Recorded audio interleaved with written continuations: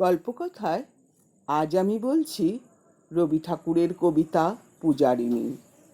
সেদিন শারদ দিবা অবসান, শ্রীমতী নামে সে দাসী, পুণ্য শীতল সলিলে নাহিয়া, পুষ্প প্রদীপ থালায় বাহিয়া, রাজ মহিষীর চরণে চাহিয়া, নীরবে দাঁড়ালো আসি।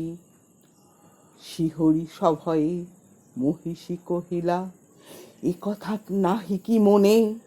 অজাত শত্রু করেছে রটনা, স্তূপে যে করিবে অর্ঘ্য রচনা, শুলের উপরে মরিবে সে জনা, অথবা নির্বাসনে।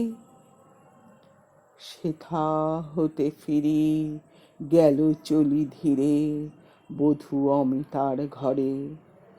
সম্মুখে রাখিয়া স্বর্ণ মুকুর, বাঁধিতেছিল সে দীর্ঘ চিকুর, আঁকিতেছিল সে যত্নে সিঁদুর, সীমন্ত সীমা পরে। শ্রীমতীরে হেরি বাকি গেল রেখা, কাঁপি গেল তার হাত।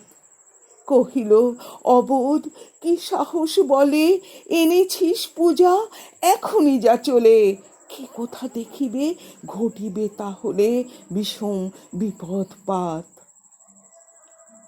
অস্তরবি রশ্মি আভায় খোলা জানালার ধারে, কুমারী শুক্লা বসি একাকিনী, পড়িতে নিরত কাব্য কাহিনী।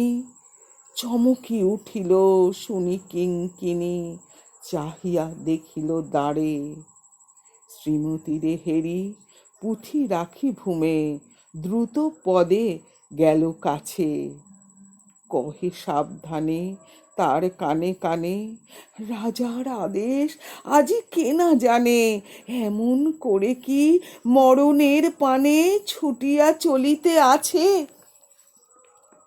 দ্বার হতে দ্বারে ফিরিল শ্রীমতী, লইয়া অর্ঘ্য থালি। হে পুরবাসিনী, সবে ডাকি কয়, হয়েছে প্রভুর পূজার সময়। শুনি ঘরে ঘরে কেহ পায় ভয়, কেহ দেয় তারে গালি। দিবসের শেষ আলোক মিলালো, নগর সৌধ পড়ে। পথ জনহীন, আঁধারে বিলীন, কলকোলাহল হয়ে এলো ক্ষীণ। আরতি ঘণ্টা ধ্বনিল প্রাচীন, রাজ দেবালয়ে ঘরে। শারদ নিশির স্বচ্ছ তিমিরে, তারা অগণ্য জলে। সিংহ দুয়ারে বাজিল বিষান, বন্দিরা ধরে সন্ধ্যার তান। মন্ত্রণা সভা হলো সমাধান, দাড়ি ফুকারিয়া বলে। এমন সময় হেরিলা চমকি, প্রাসাদে প্রহরী যত। রাজার বিজন কানন মাঝারে, স্তূপ পদমূলে গহন আধারে। জ্বলিতেছে কেন যেন সারে সারে প্রদীপ মালার মতো।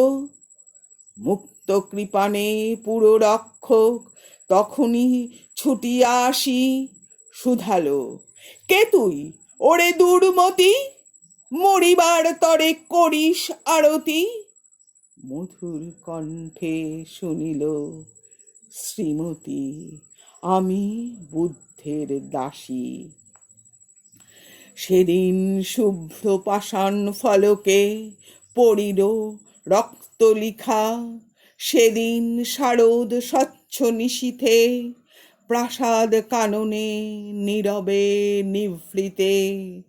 স্তূপ পদমূলে নিবিল চকিতে, শেষ আরতির শিখা।